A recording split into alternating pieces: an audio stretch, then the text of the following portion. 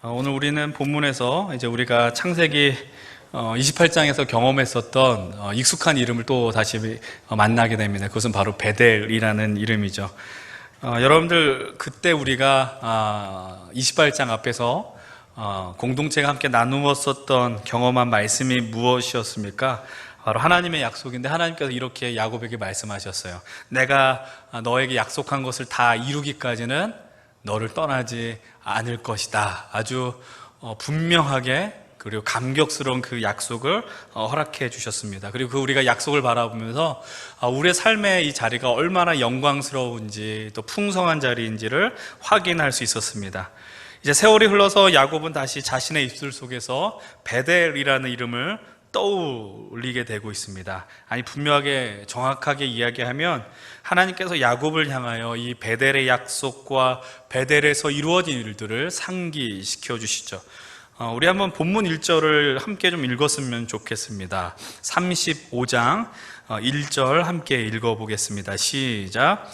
하나님이 야곱에게 이르시되 일어나 베델로 올라가서 거기 거주하며 내가 내 형 에서의 낯을 피하여 도망하던 때에 내게 나타났던 하나님께 거기서 제단을 쌓으라 하신지라. 하나님께서 야곱을 향하여 주신 말씀이 우선 무엇입니까? 베델로 올라가라는 것이죠. 베델이 어떤 곳이냐? 베델은 바로 야곱이 형을 피하기 위해 도망쳤던 자리입니다. 하나님께서 베델에서 그런데 그 자리에 나타나셨다라고 분명하게 떠올려 상기시켜 주십니다. 그리고 그것으로 돌아가서 너는 제단을 쌓으라 라고 요청하시죠. 왜 하나님이 이 말씀을 주시는 것일까요? 야곱에게 있어서 베델은 영적 고향입니다. 베델에서 그는 이렇게 고백했었습니다. 여호와께서 여기 계시는 것을 내가 알지 못하였도다. 두려움 가운데 자신의 고향을 떠나서 밧다나람 하란으로 가는 가운데 모든 것을 다 상실한 것 같고 절망의 늪에 있었던 그 순간 야곱은 베델에서 하나님의 살아계심과 하나님의 위로하심, 하나님 만져주심을 경험할 수 있었습니다. 그리고 그곳에서 담대하게 선언합니다. 창세기 28장 20절로 22절의 말씀을 제가 봉독하겠습니다. 야곱이 서원하여 이르되 하나님이 나와 함께 계셔서 내가 가는 이 길에서 나를 지키시고 먹을 떡과 입을 옷을 주시어 내가 평안히 아버지 집으로 돌아가게 하시오면 여호와께서 나의 하나님이 되실 것이요 내가 기둥으로 세운 이돌들이 하나님의 집이 될 것이요 하나님께서 내게 주신 모든 것에서 10분의 1을 내가 반드시 하나님께 드리겠나이다 하였더라. 여러분들, 하나님 베델에서의 영광스러운 자리 앞에서 야곱은 서원을 하게 됩니다. 여러분, 서원의 내용이 무엇입니까? 내가 다시 고향으로 돌아가게 된다면 내가 베개 삼았었던 돌을 제단으로 삼을 것이며 그래서 하나님의 집을 세우고 10분의 1을 드리겠습니다. 11조를 드리겠습니다 라고 선언합니다. 이 말씀 속에서, 서원 속에서 중요한 것이 무엇이겠습니까? 야곱이 서원했다라는 것입니까? 야곱의 서원 내용일까요? 여러분, 그것이 포커스가 아니고요, 가장 중요한 것은 야곱이 내가 돌아가야 할 곳이 어디냐라는 것을 분명하게 인식하고 있었다라는 거예요. 내가 비록 집을 떠나고 있지만 내가 돌아가야 하는 자리는 바로 하나님께서 허락하신 그 약속의 땅이다라는 것이죠. 할아버지 아브라함과 아버지 이삭을 향하여 주신 그 땅, 하나님의 영광, 약속이 충만한 그 땅을 가야 한다라는 겁니다. 그래서 야곱은 집을 떠나오면서도 다시 돌아가야 한다는 그 중요한 명제를 놓치지 않았습니다. 근데 참 아쉬운 일은 무엇입니까? 여러분, 그 사실을 알고 있었음에도 불구하고 그걸 실행하는 것은, 그것을 몸소 옮긴다는 것은 만만한 일이 아니다라는 것을 이제 우리 창세기 33장 후반부의 말씀을 통해서부터 보게 됩니다. 아니, 만만한 일이 아니다라는 표현보다는 야곱과 또 우리의 영적 실력이, 그리고 야곱과 우리의 의지가 턱도 없이 부족하다라는 것을 오늘 말씀 속에서 발견하게 될 것입니다. 우리는 지난주 창세기 33장에서 야곱과 에서의 아주 극적인 상봉 장면, 화해 장면을 목격하였어요. 여러분들, 그 상황 속에서 에서가 야곱에게 나타냈었던 모든 것은 진실이었다라는 것을 이후 장면을 통해서도 발견하게 됩니다. 에서를 향하여서 적극적으로 자신이 보내려고 했던 그 예물을 야곱은 주려고 하죠. 그때 에서는 완곡하게 거절하지만 성경에는 이렇게 표현합니다. 강권하여 이것을 예물을 보내려고 했다. 그 청을 이기지 못하고 에서는 그것을 받게 되죠. 그리고 나서 에서는 야곱을 향하여 요청하게 됩니다. 이제 우리가 한번 33장으로 넘어가셨으면 좋겠는데요. 33장 말씀, 한번 15절의 말씀을 함께 좀 읽어보면 12절의 말씀을 한번 읽었으면 좋겠습니다. 33장 12절 한번 보겠습니다. 시작. 에서가 이르되 우리가 떠나자 내가 너와 동행하리라. 에서가 20년 만에 만난 그 동생과 더 많은 이야기를 하고 싶었는지는 모르겠지만 함께 동행할 것을 제안을 합니다. 에서가 돌아가자고 한 것은 본인이 살고 있었던 세일 땅이었는지 아니면 부모님이 살고 계셨던 브엘세바였는지 알 수는 없지만 에서는 계속해서 돌아가는 길 속에 야곱과 함께하고 싶었고 야곱과 그 20년의 세월 다 하지 못한 것들을 좀 나누고 싶었었던 것 같습니다. 그러나 이 상황 속에서 야곱의 생존 본능은 아주 빠르게 작동하게 되죠. 형의 제안을 완곡하게 거절합니다. 완전하게 거절한다기보다는 자신의 형편을 이야기하면서 내가 함께하는 그 무리들이 너무 많다라는 것이죠. 재산의 규모가 크기 때문에 형님과 함께하기에는 무리가 따릅니다. 그러니 형님이 먼저 돌아가시고 그 다음을 제가 따르도록 하겠습니다라고 하면서 에서를 먼저 돌려보내게 됩니다. 근데 이런 야곱을 향해서 에서는 너무 눈치도 없는 것 같긴 없는 것 같은 말을 하죠. 내가 종을 너한테 좀 남길 테니 종이라도 함께하면 좋겠다라고 이야기합니다. 그러나 야곱은 형님이 이렇게 저를 만나 주신 것만으로도 저는 족합니다라고 이야기를 하죠. 결국 에서가 자신의 집으로 먼저 떠나게 됩니다. 그리고 야곱은 그 뒤를 따르게 되죠. 그러나 야곱은 형에게 이야기한 대로 형 뒤를 따르지 않고 자기의 길을 가게 됩니다. 이후 나오는 본문의 말씀 16절 17절의 말씀을 함께 읽어보겠습니다. 33장 16, 17절 시작. 이날에 에서는 세일로 돌아가고 야곱은 숫곳에 이르러 자기를 위하여 집을 짓고 그의 가축을 위하여 우릿간을 지었으므로 그 땅 이름을 숫곳이라 부르더라. 에서는 자신의 집으로 돌아간다라고 이야기를 하죠. 그리고 야곱은 분명 형의 뒤를 따르겠다라고 이야기하지만 야곱의 방향은 어디로 가고 있느냐? 요단 골짜기에 위치한 숫곳으로 향하고 있습니다. 그리고 그것에서 무엇을 합니까? 집을 짓고 우릿간, 동물들이 거할 처소를 짓게 됩니다. 여러분, 숫곳이란 단어 안에 담긴 의미는 이런 의미가 담겨 있습니다. 쉼터라는 의미가 담겨 있어요. 여러분, 자신의 고향을 향하여 가는 도중에 숫곳을 만났습니다. 야곱은 쉼터를 만나게 된 것이죠. 우리로 치면 우리가 고향에 갈 때 고속도로를 타게 될 때에 중간에 있는 휴게소를 들린 셈이 되는 것입니다. 여러분, 자신의 집을 지었어요. 그리고 우릿간 동물이 거할 장소까지 짓습니다. 이 말의 의미는 무엇이겠습니까? 적어도 숫곳에서 하루 이틀만 머물겠다라는 의미는 당연히 아닐 것입니다. 얼마간 살겠다는 의미 아니겠어요? 이 구절에서 우리가 주목해서 봐야 하는 장면, 구절이 있습니다. 그것은 무엇이냐? 집을 지었는데 누구를 위하여 집을 지었습니까? 자기를 위하여 지었다라고 이야기해요. 여러분, 이 이야기를 너무 율법적으로 접근할 필요는 없어요. 마치 우리가 하나님을 위해서 살아야 되는데 자기를 위하면서 살면 안 돼, 이렇게 냉철하게 접근할 필요는 없습니다. 그러나 중요한 건 무엇이냐면, 여러분, 야곱이 머나먼 길을 떠났던 그 상황을 한번 떠올려 보십시오. 엄청난 모험을 감행하면서까지 20년간 살아왔었던 그 삶의 터전을 박차고 나왔습니다. 그리고 박차고 나오면서 누가 기다리고 있습니까? 어떤 일이 벌어질지 모르는 형 에서와의 만남이 기다리고 있습니다. 그런데 그것을 감수하면까지 왜 이 자리에 나와 있느냐라는 거예요. 그것은 분명합니다. 20년 전에 본인의 그 서원, 하나님과의 그 약속을 떠올렸기 때문에 그는 과감히 이 믿음의 모험을 감행할 수 있었다라는 겁니다. 근데 여러분, 문제는 무엇이냐? 이 문제는 무엇이냐? 이 움직임 속에서 야곱은 여전히 그 현실 안에 영향을 받는 사람이었다라는 사실입니다. 조금 더 분명하게 말씀드리면, 야곱은 현실 속에서 경험되어지고 보여지는 것에 영향을 받는 한 인간에 지나지 않았다라는 사실이에요. 어떤 의미인지 아시겠습니까?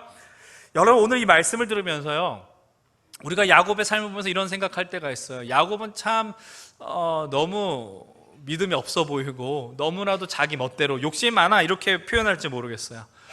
오늘 우리가 말씀 이 야곱을 대할 때 야곱이 믿음이 부족하다, 연약하다는 식의 접근을 해서는 안 됩니다.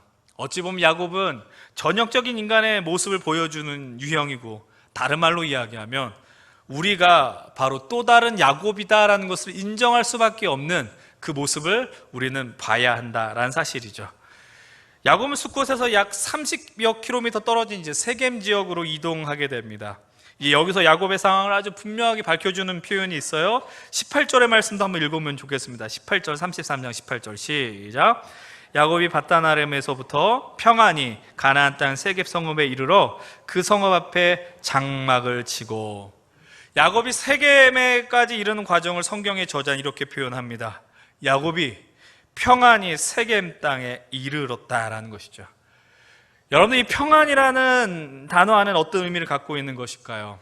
물론 하나님의 인도하심으로 야곱이 평안히 온 것은 분명합니다.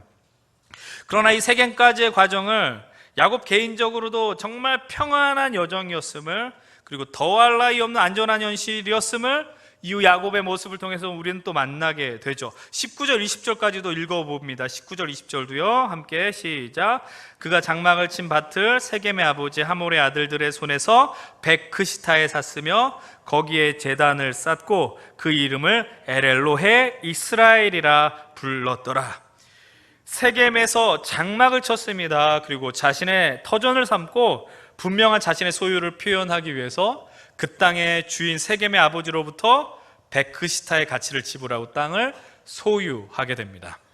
그리고 거기서 제단을 쌓습니다. 그리고 야곱은 자신의 장기인 이름을 짓는 것, 장명가의 역할을 여기서도 발휘하죠. 에렐레오헬 이스라엘. 하나님은 곧 이스라엘의 하나님이라는 것이죠.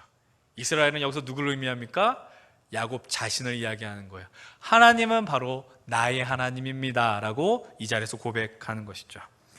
얼마나 귀한 고백입니까? 자신의 이름을 이스라엘로 바꾸시고 새로운 삶을 살도록 인도하신 하나님을 인정하는 그 고백. 그래서 이 세겜 땅에 정착하게 된 것이 너무 감격스러워서 야곱은 제단을 쌓게 됩니다. 여러분, 분명히 믿음의 시선으로 야곱의 행위는 최소 건전하다, 믿음의 행위다라고 평가해도 무방하지 않겠습니까? 근데 여러분들, 이후 이제 오늘 우리가 함께 읽고 선택했었던 35장의 본문에 도달하기까지 야곱의 여정을 보게 되면 야곱의 이 33장의 현재의 모습은 그가 도달해야 할 자리도 아니며 그가 추구해야 할 자리도 아니라는 것을 금방 발견하게 됩니다. 여러분, 그가 그곳에서 제단을 쌓았다는 것을 어떻게 해석할 수 있을까요? 복잡하게 생각할 필요 없고요. 세겜에서 내가 정착할 수 있는 것은 하나님 나 야곱에게 주신 축복이다라고 야곱 스스로 인정했다라는 것입니다. 어떤 말씀인지 이해가 되십니까? 그래서 그곳에서 에렐로헤 이스라엘이라고 명령하면서 자신의 그 현실을, 기쁨을 누렸다라는 거예요. 야곱의 모습을 보면서 이 모습이 낯설지 않은 이유는 무엇이냐면은 이 모습이 바로 우리에게 흔히 나타나는 모습이다라는 거예요. 간단한 예를 들면 이런 겁니다. 우리가 하나님 앞에 기도합니다. 기도했는데 하나님이 응답해 주셨습니다. 얼마나 감사한 일입니까? 우리 자녀들이나 우리들 이런 기도하죠. 하나님, 내가 좋은 직장에 취업하고 싶습니다. 좋은 학교에 들어가고 싶습니다. 어떤 준비한 일들이 잘 풀리기를 원합니다. 뭐 좋다란 말의 정의는 다 다르겠지만 우리가 원하고 기도했었던 선망한 자리에 들어갔더니 하나님이 내게 기도 응답하셨고 나는 복을 받은 인생이다. 그래서 나는 거기서 제단을 쌓고 에렐로에 이스라엘에 담대히 외쳤다. 여러분, 충분히 할 수 있는 행위 아니겠습니까? 그런데 막상 그 직장 생활을 하다 보니, 학교를 다니다 보니, 내가 원하던 그 일을 이루다 보니 나의 삶은 사라지고 내가 원했었던 것, 내가 꿈꿨었던 것 대신에 나의 삶을 갉아먹는 듯한 경험을 하고요, 결국에는 궁극적으로는 그 자리 속에서 하나님을 잊어버리는, 하나님을 보는 시선이 희미해지는 안타까운 일들이 벌어지더라라는 것이죠. 여러분, 그렇다면은 그 결과론적으로 그 자리가 하나님의 정말 복이라고 이야기할 수 있을까요? 복이라고 이야기할 수 없을 겁니다. 여러분, 우리는 늘 이렇게 하나님이 허락한 것이 하나님의 축복이고 하나님의 뜻이다라고 입술로 쉽게 내뱉습니다. 물론 오늘 우리가 이 현실을 살아간다라는 것이 하나님 앞에 감사할 일이고 축복이다라는 것 인정해야 합니다. 여러분, 그러나 그 상황 속에서 그냥 결과론적으로만 복과 은혜를 결론 짓는 것은 상당히 위험하다라는 것을 염두에 두셔야 됩니다. 여러분, 우리가 다음 주일 맥주감사 주일을 보내게 되죠. 한 해의 절반을 보낸 시점이고 유대인들에게 있어서는 첫 번째 열매 보리를 추수하는 그 맥주감사 주일, 우리는 이 6개월의 시간 동안 내가 소망했던 것을 이만큼 이뤘기 때문에 나는 감사를 더 드릴 수 있는 사람이고 감사헌금을 더 드려야 하는 사람이다.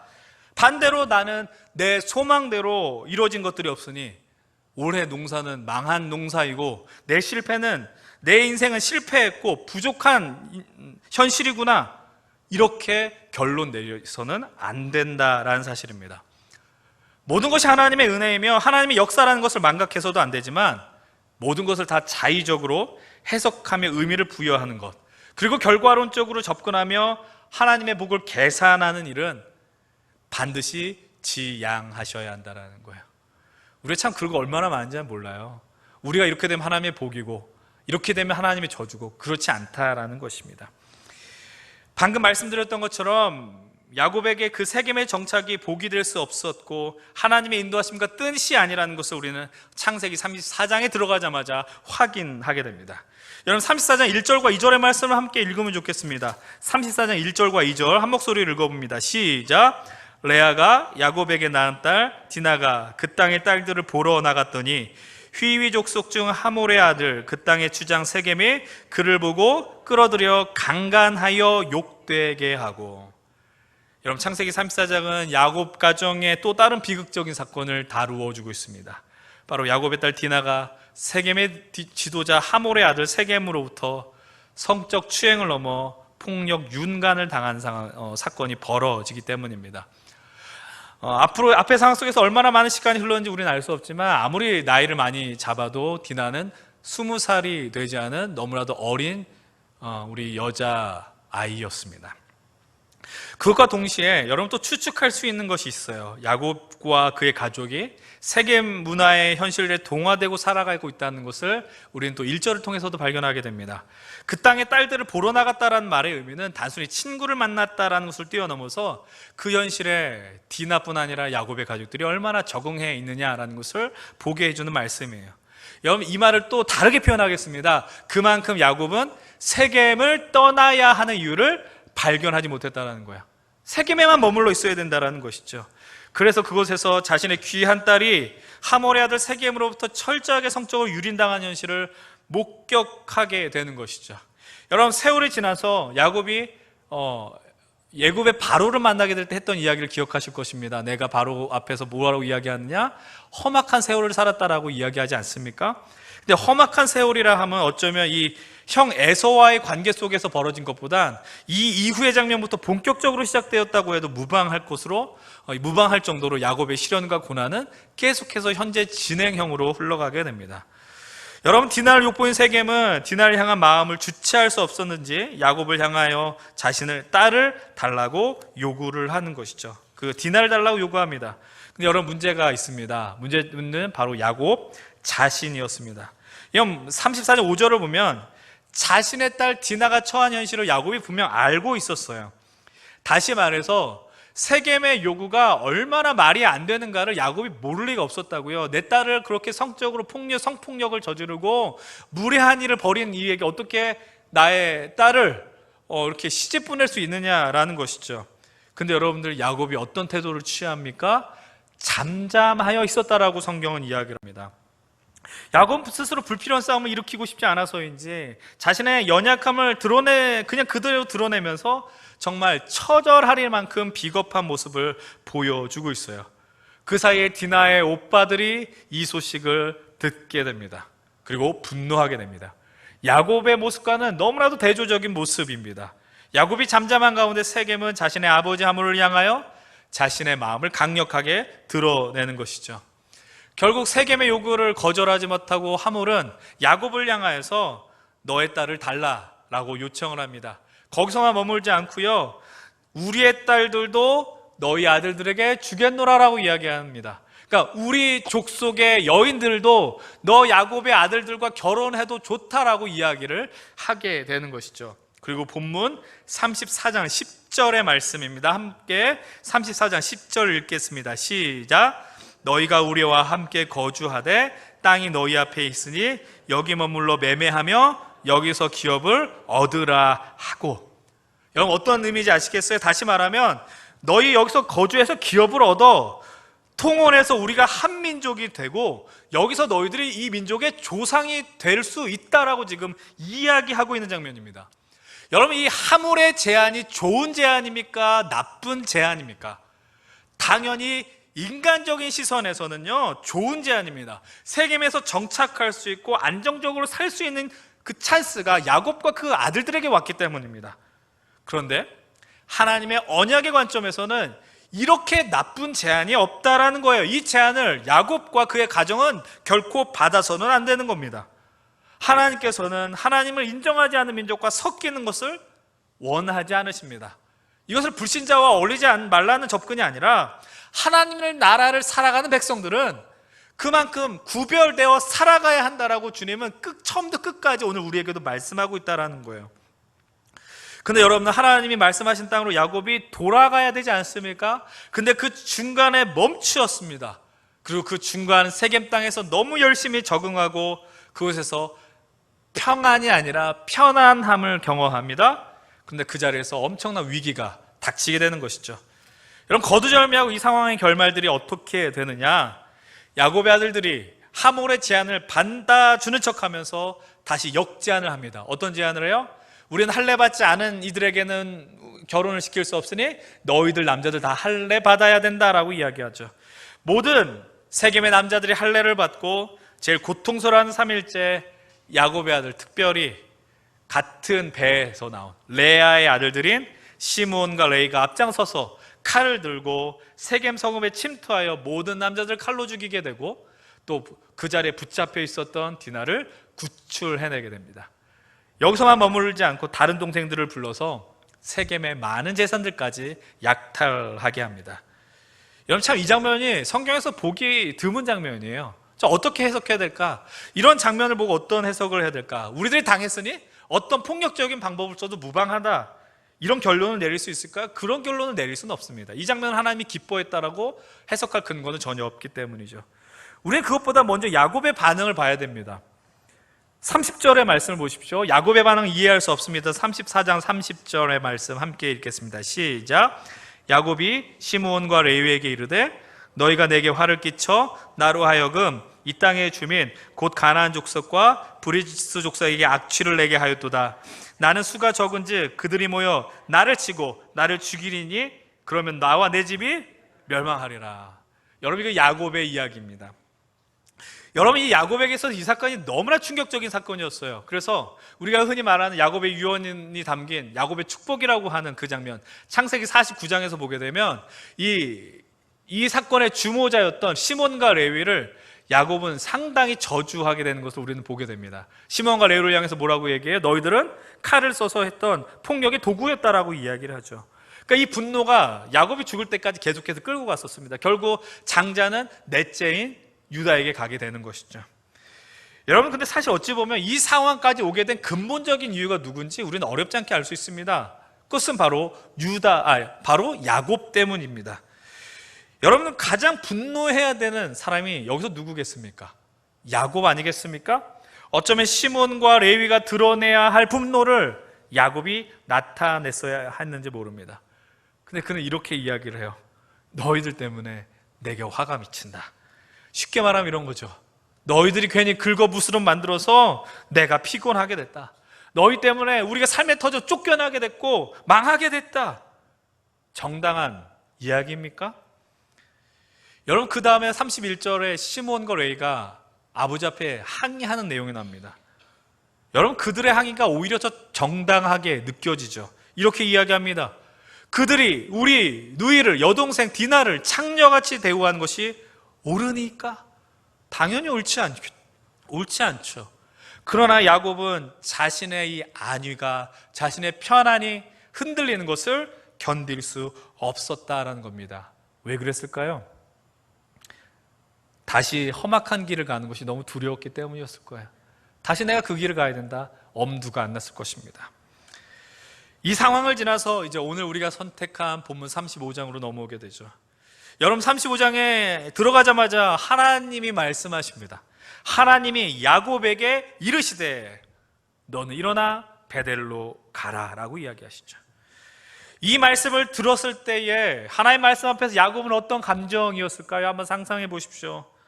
아마 머리를 망치로 맞은 느낌이었을 겁니다. 왜요? 자신도 모르지 않거든요. 내가 있어야 할 자리가 세겜이 아니었다라는 것, 이걸 뒤늦게 깨달았다라는 것이죠. 그리고 그는 가족들과 자신과 함께 있는 이들을 향하여 외칩니다. 너희 중에 있는 이방 신상은 다 버리고 너희들이 있는 옷까지도 다 갈아입어라 라고 이야기하는 거예요. 옷을 갈아입는다라는 것은 새로운 삶에 대한 그 선포 아니겠습니까? 우리가 주 예수 그리스도를 주로 고백하며 세례를 당하게 될 때, 세례를 받게 될 때 주 예수 그리스도를 옷 입는다라고 표현하는 것처럼 이제 야곱 여기서 또 다시 다짐을 하는 것이죠. 그리고 3절 이렇게 이야기합니다. 3절의 말씀 35장 3절 읽겠습니다. 시작. 우리가 일어나 베델로 올라가자. 내 환난 날에 내게 응답하시며 내가 가는 길에서 나와 함께 하신 하나님께서 내가 거기서 제단을 쌓으려 하노라 하매. 우리가 일어나 베델로 올라가자. 이 하나님의 말씀 속에서 떠올린 것이 무엇이냐? 환난 속에서 나의 부르짖음에 응답하고 함께 하신 하나님, 오늘까지 인도하신 하나님 앞에 내가 또 서야 한다는 것을 야곱이 분명하게 인식했다라는 겁니다. 여러분, 오늘 이 말씀을 보면서 우리 모두 공감할 수 있는 게 있어요. 여러분들 누구도 우리 가운데 불안정한 것을 좋아하는 사람 단 한 사람도 없어요. 안정을 좋아해요. 편안한 것을 좋아해요. 인간은 기본적으로 안정을 추구하고 평안을 추구합니다. 근데 우리가 느끼는 그 평안과 안정과 하나님이 우리에게 허락하신 것이, 이것이 1대1로 매칭되는 것은 아니다라는 것을 우리 삶 속에서 늘 경험하셨을 거예요. 엄밀히 말하면 우리는 편안함을 추구하고 정서적인 안정감, 내가 좋으면 그게 진실로 좋은 것이다라고 생각하게 되죠. 우리가 오늘까지 오시면서 저는 여러분들 삶 속에 하나님이 그렇게 역사하셨다고 생각을 하는데, 우리가 예상할 수 없는 시기와 현실 속에서 그 우리가 느끼는 편안함을 흩으실 때가 얼마나 있으셨느냐는 거예요. 나는 여기가 좋은 것 같은데 이것이 하나님의 뜻이 아니다. 하나님 그것을 흩어버리실 때가 얼마나 많이 있느냐라는 거예요. 그런 경험은 썩 유쾌한 경험은 절대로 아니죠. 그런데 우리는 알아요. 여기까지 와보니 그 자리에 우리가 그냥 안주해 있었으면 그냥 하나님 모르고 하나님 없이 그냥 살 수 있는 인생이었다라고 착각하며 살아왔을 거라는 거죠. 근데 그 흩으심 때문에 오늘 우리는 이곳에서 하나님 됨을 고백할 수 있게 되었다라는 것 아닙니까? 하나님 나를 살려주셨구나를 알게 되는 것이죠. 늘 그래요. 폭풍 속에 있으면 몰라요. 근데 폭풍우를 벗어나게 되면 그 바람과 그 강한 물줄기들이 나를 오늘까지 인도했다는 것을 우리는 명확하게 깨달을 수 있게 되는 겁니다. 제가 별로 길지 않은 이 목회 여정 속에서 느끼는 게 있어요. 어떻든 간에 목회자의 삶은 어떤 지점에 도달하기 전까지는 정말 안정적이지 않은 것 같아요. 근데 사역하다 보면 이런 감정이 있을 때가 있거든요. 내가 여기서 정말 익숙해지고 안정이 되고 나와 함께 목회하는 이들이 정말 무언가 나와 할 수 있는 것 같다라는 그런 현실에 있게 될 때 정말 내가 예상하지 못하는 그 자리 속에, 현실 속에 하나님은 하나님의 방법으로 저를 흩으시고 인도하셨다라는 것을 경험하고 왔습니다. 교회를 이동할 때마다 그런 순간들이 있었고, 제가 포이에마 예수교회에 오기까지도 정말 예측할 수 없는 흔드심이 있었다라는 거예요. 그 흔드심은 늘 힘겹고 어렵습니다.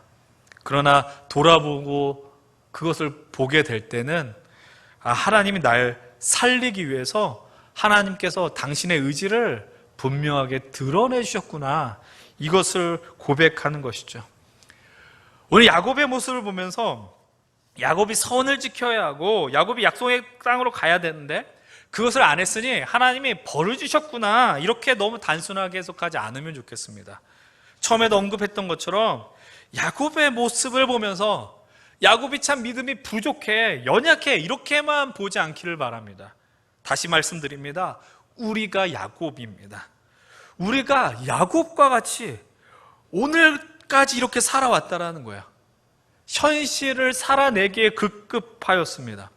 그래서 오늘 이 너머의 것을 보는 게 너무나도 어려웠습니다. 힘겨운 인생들이었습니다. 그래서 우리는 너무나도 연약하고, 그래서 우리는 어떤 자리 속에서도 절망과 만나게 되어 있습니다. 여러분, 이 믿음의 세계 속에서 이것을 인식하셔야 돼요. 우리는 절망스러운 인생이며 우리는 한계투성이다라는 것을 반드시 만나셔야 됩니다. 우리가 하나님이 아니기 때문이죠. 우리는 인간의 따름입니다. 근데 여러분, 정말로 우리의 결국이 끝이 절망입니까? 끝일 수밖에 없습니까? 오늘 우리의 현실에만 집중하면 그럴 수밖에 없습니다. 그래서 오늘 본문에서 중요한 것은 무엇인지 아세요? 성경에서 우리가 계속 놓치지 말고 주목해야 하며 신뢰해야 하는 것이 무엇입니까? 아주 분명하고 간단합니다. 하나님은 우리를 그냥 두고 보지 않는다라는 사실입니다. 그냥 두지 않습니다. 절망에 빠지도록 구경하는 하나님이 아닙니다. 그래서 우리의 삶을 두드리고 노크하고 끊임없이 들어오십니다. 오늘도 하나님이 야곱에게 말씀하십니다. 야곱의 인생을 계속 살피십니다. 야곱을 향하여서 어디 한번 고생해보라, 그때에서야 널 찾으면 내가 갈게라고 말씀하시지 않습니다. 오늘도 보십시오. 야곱이 먼저 찾습니까? 아닙니다. 하나님이 야곱의 인생에 늘 적재적소에 적극적으로 개입해 오십니다. 귀찮을 정도로, 끈질길 정도로 찾아오십니다. 그리고 야곱에게 생각나게 하시죠.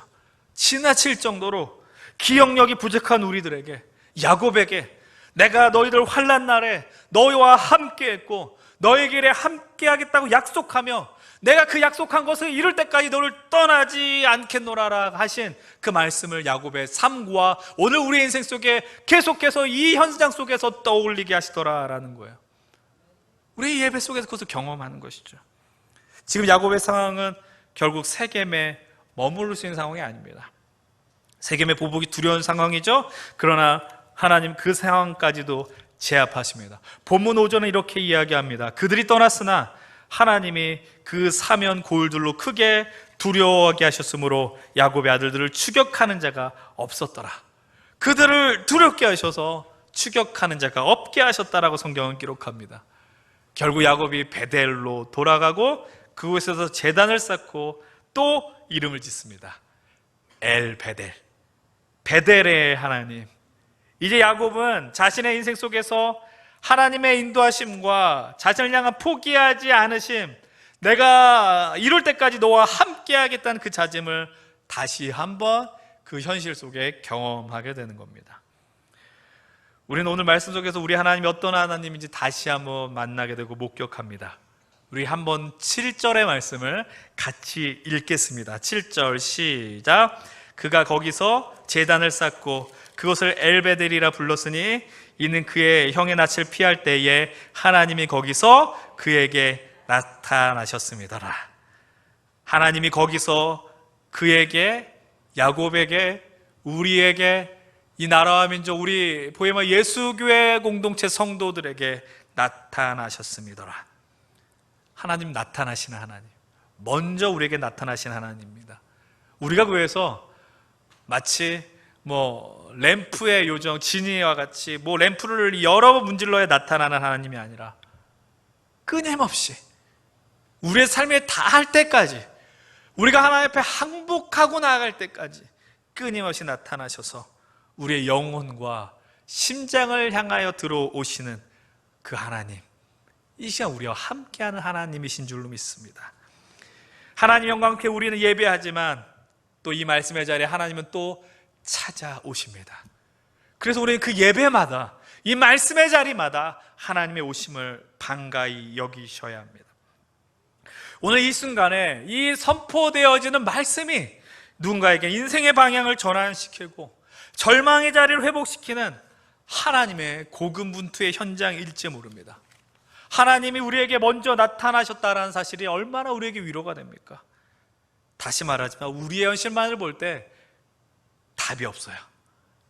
요즘 아이들 이런 표현 쓰더라고요. 노답이라고 이야기하더라고요. 정말 우리 현실만을 볼 때 우리에겐 노답뿐입니다. 그래서 절망하고요, 어둠 속으로 들어가고요. 근데 하나님이 계속해서 그 현실에 들어오십니다. 우리의 삶으로 찾아오십니다. 찾아오시면 갑자기 내게는 이 현실이 역전이 되나요? 문제가 아니고 해결이 당장 되나요? 아닙니다. 하나님의 살아계심, 그리고 지난 오랜 시간 나를 묵묵히 찾아오시고 인도하시고 우리의 삶을 흔드시면서까지 당신을 보게 하심으로 인해서 그 절망으로 여겨졌던 순간까지 이제 우리는 새롭게 믿음을 갖고 해석하게 되는 것입니다. 우리가 절망이라고 여겼던 그 자리는 소망의 이유와 근거가 되는 것입니다. 하나님이 연출자세요. 아주 극적으로 연출시켜 주시는 거예요. 로마서 8장 28절은 이렇게 이야기합니다. 우리가 알거니와 하나님을 사랑하는 자, 곧 그의 뜻대로 부르심을 입은 자들에게는 모든 것이 합력하여 선을 이룬다라는 거예요. 이 말씀 속에 이야기하는 모든 것이라는 게 좋은 것만 이야기하는 것입니까? 내게 잘 풀리는 것? 아닙니다. 이 모든 것은 우리의 처절한 실패를 의미하기도 합니다. 나의 연약함과 나의 절망과 나의 욕망까지도 포함하지만 그러나 그것까지도 선함으로 인도하신다라는 것이죠. 왜요? 하나님이 먼저 나타나셔서 우리 삶에 개입하시고 우리를 살리시기 때문입니다. 하나님이 나타나시고 개입한 인생이기 때문에 그래서 우리는 이렇게 단대히 이야기할 수 있습니다. 우리는 승리하는 인생입니다 라는 거예요. 하나님이 오셨기 때문에. 그냥 승리하는 것이 아니라 어떻게 승리하느냐? 로마서 8장 35절 37절 제가 읽어드립니다. 누가 우리를 그리스도의 사랑에서 끊으리요? 혼란이나 곤고나 박해나 기근이나 적신이나 위험이나 칼이냐. 그러나 이 모든 일에 우리를 사랑하는 이로 말미암아 우리가 넉넉히 이기느니라. 그냥 이기는 것이 아니라 넉넉히 이긴다라고 말씀하세요. 우리 인생에 개입하셔서 모든 것을 합력하여 선을 이루시는 하나님으로 말미암아 우리가 넉넉하게 승리하는 줄로 믿습니다. 이 말씀 의지하면 오늘 우리의 현실을요, 여전히 풀리지 않은 부분들이 있을 거예요. 아픈 데들이 있을 거예요. 그러나 조금 넉넉한 시선으로 용기를 갖고 보시길 바랍니다. 오늘 우리의 현실, 우리가 자꾸 숫꽃과 세겜만 봐서 그 현실 때문에 베델 놓칠 때가 얼마나 많은지 몰라요. 그러나 우리 그 숫꽃과 세겜 때문에 베델을 놓치는 우를 범하지 마십시다. 그래서 이 하나님 나라 백성들의 삶은, 우리 성도들 신자들의 삶은 영광스러운 인생이며 더 큰 시선으로 세상을 볼 수 있게 되는 줄로 믿습니다. 여러분, 이 승리의 삶을, 그래서 승리자의 여유를 갖고 사셔야 되지 않겠습니까?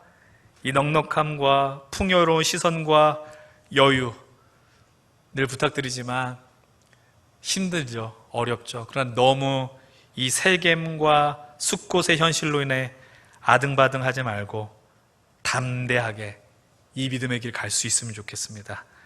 우리 귀한 믿음의 공동체 포에마 예수교회 안에서 하나님 나라 이루시고 먼저 나타나신 그 하나님 많이 만나셨으면 좋겠어요. 나타나신 하나님과, 그래서 책임져 주시는, 나의 삶을 책임져 주시는 하나님과 함께 즐겁게 이 믿음의 길 가시는 우리 모든 성도님들 되시길 주의 이름으로 간절히 축원을 드립니다.